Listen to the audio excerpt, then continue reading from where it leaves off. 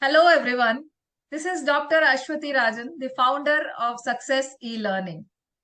And we are here with our first episode of Plan B, which is going to be a very interesting and educative interview series for all the students. And today we are here with our first guest, Dr. Arun Raaza. As I already told, he is a great innovator and an entrepreneur. He is CEO of Arcomm Tech Solutions Private Limited, India. He is an advisor of research and development in NES SVB Group, which belongs to IB World Schools from Mumbai. He's also a director of research and development at VELS University, Chennai. And he's a mentor of ATAL Innovation Mission, which you all must have heard about, which is from NITI Aayog, Government of India, a wonderful initiative. And he's also a mentor of innovations and entrepreneurship at Swansea University.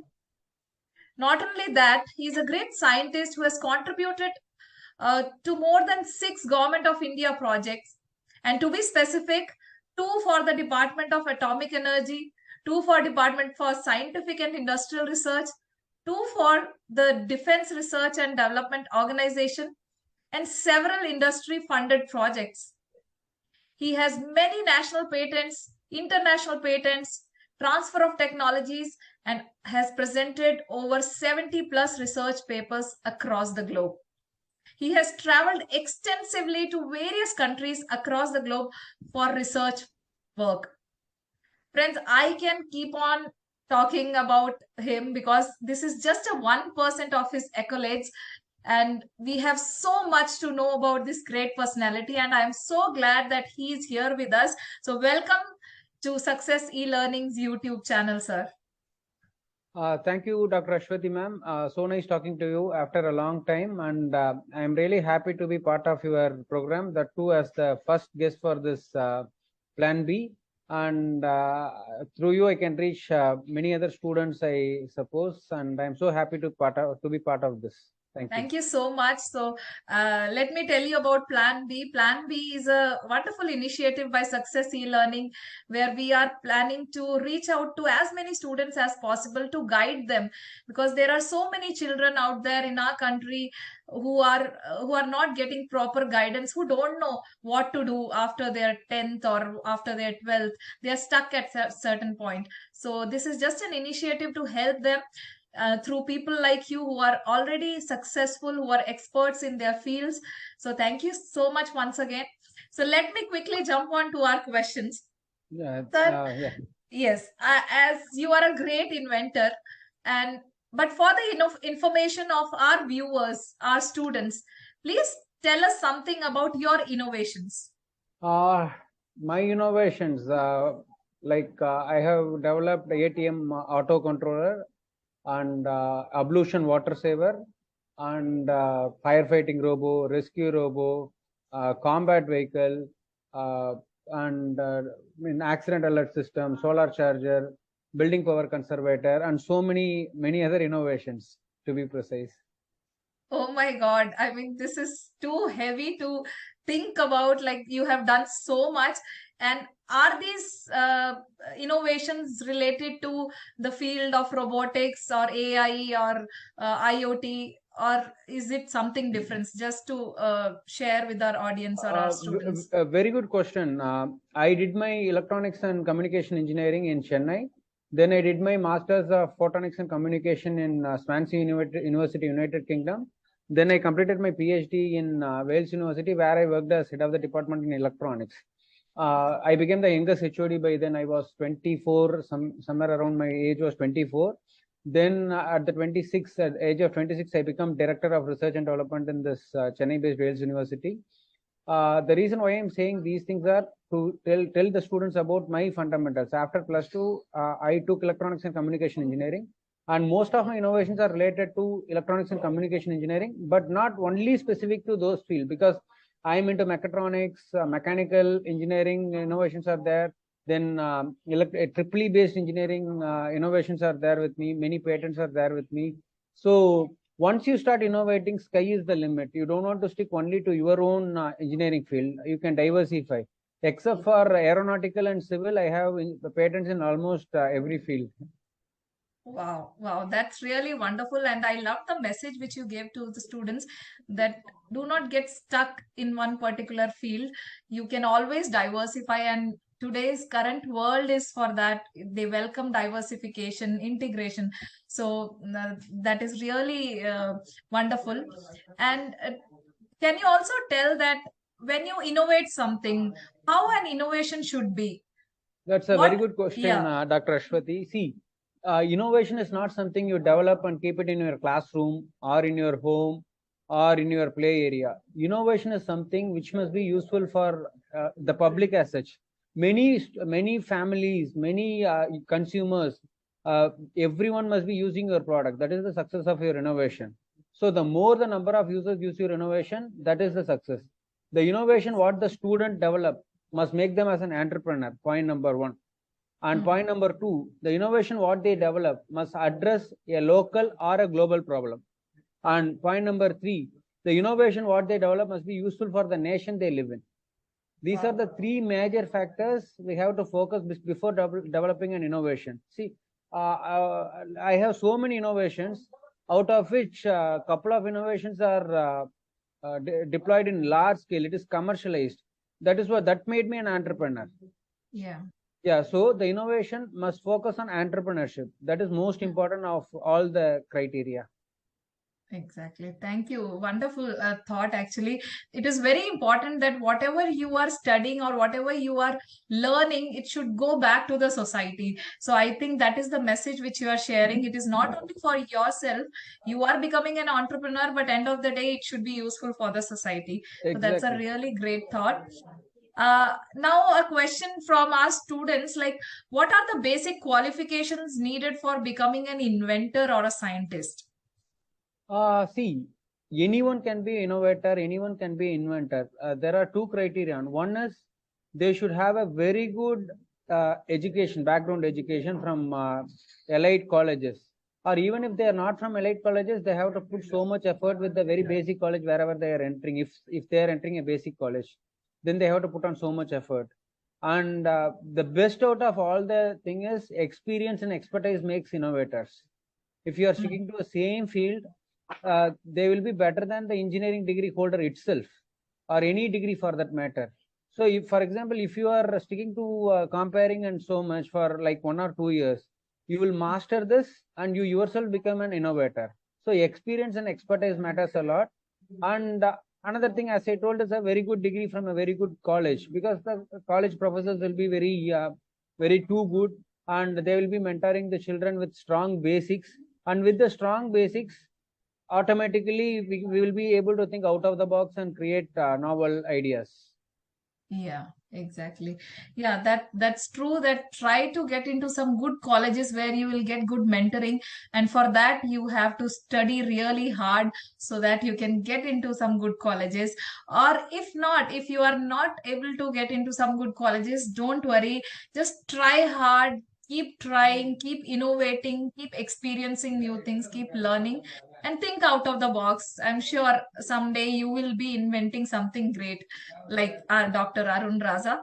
So now another question is, if a student is into a different stream, like not into engineering background, but later he or she wishes to shift his career in specifically in robotics or AI, or IoT, whatever fields you are working in. So then how to do that? A student from a different field. See, Is it possible? let them take biology group in +2, but they should have some mathematics in their grade 12. That is where that becomes a mandatory for a student to enter engineering college. So maths is mandatory. So any student aspiring to become an IoT professional or artificial intelligence professional or robotic professional, maths is mandatory. If they're not taking maths, things become very much complicated, because they should hold a decent degree, right? So I strongly recommend to do mathematics. Either let it be computer science with mathematics or biology with mathematics. So maths is mandatory. And see, even if they are not good in any engineering aspect or anything, once they enter the engineering college, they have to be very strong with basics of electronics, point number one. And point number two, they have to be very good in embedded system, because electronics and embedded system forms the foundation for any emerging technologies, let it be IoT, AI, or anything hardware based education. And embedded system is nothing but integration of hardware and software.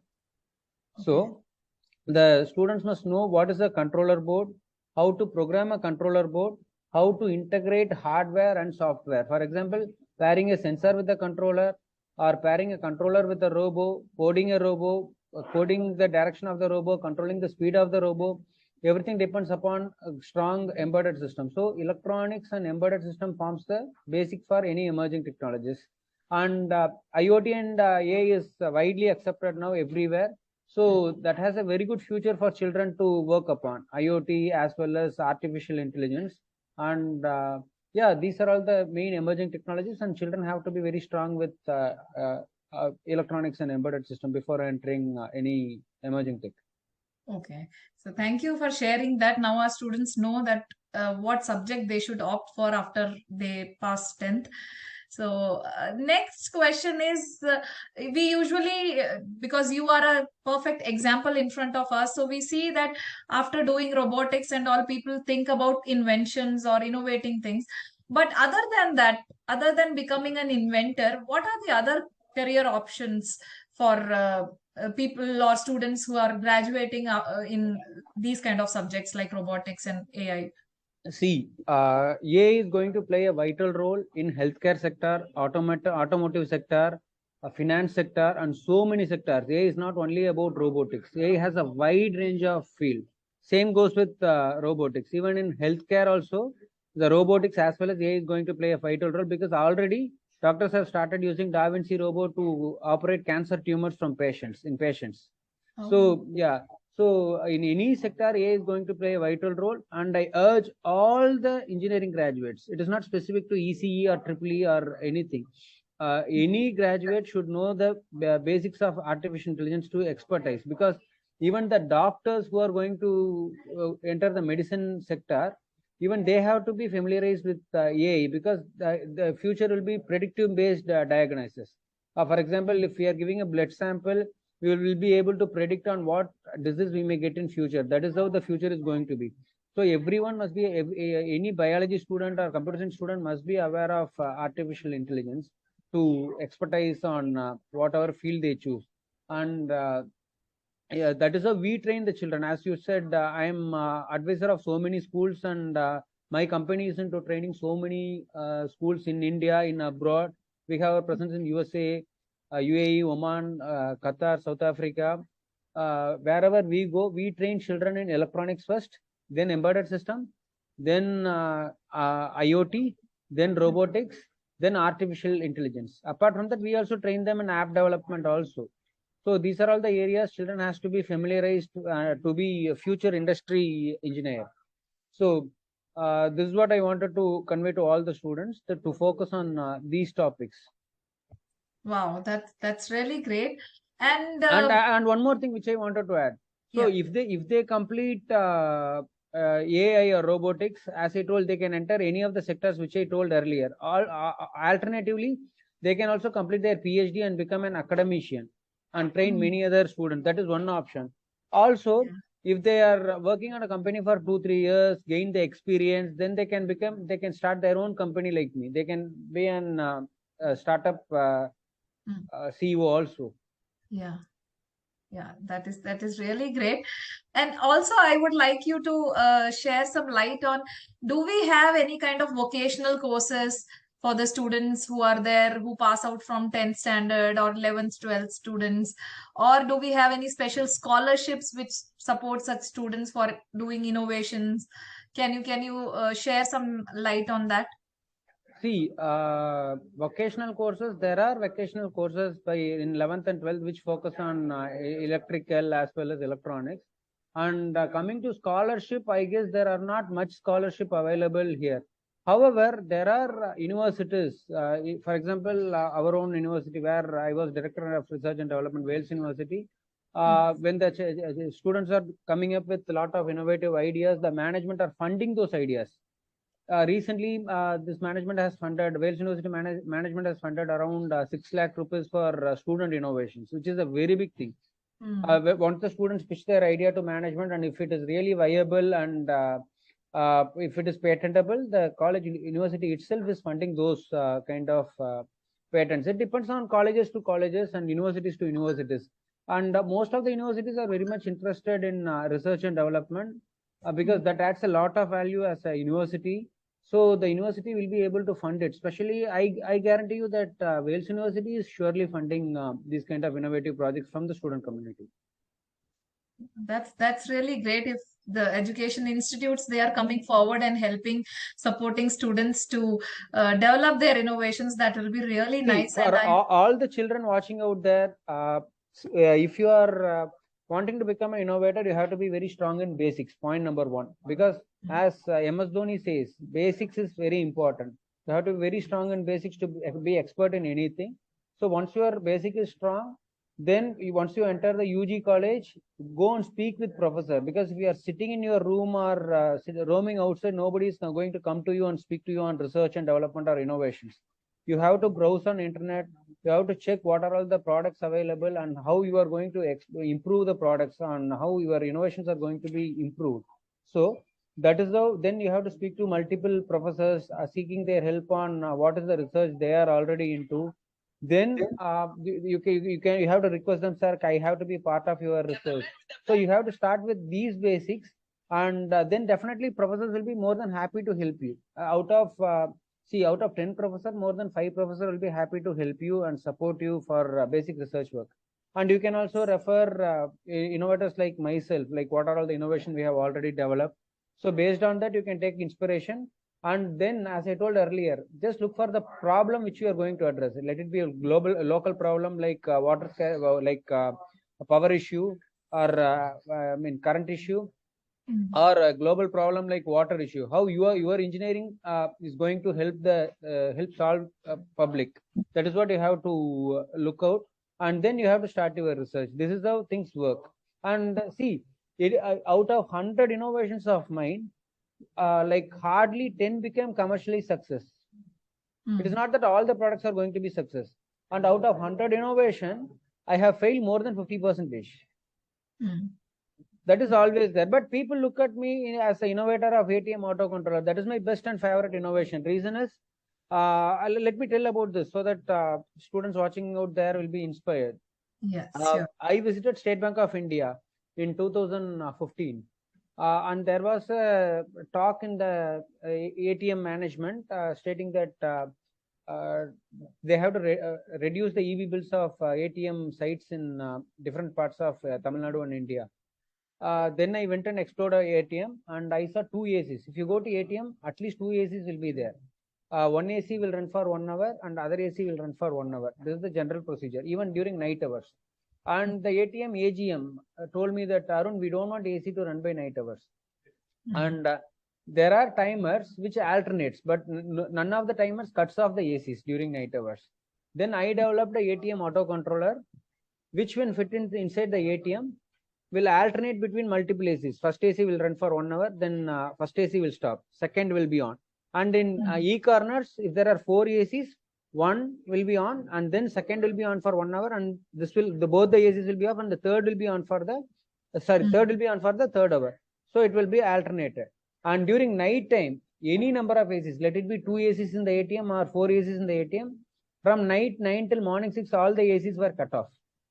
So ATM SBI ATM officials audited the device, and we are also auditing, and we also audited simultaneously. Per day, we were able to conserve 9 to 10 units of electricity per ATM using my device.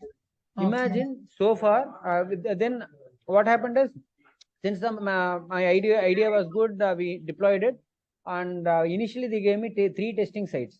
One in Mugapper, one in Shankaranatralaya Hospital ATM in Nungambakam, one in local head office Nungambakam.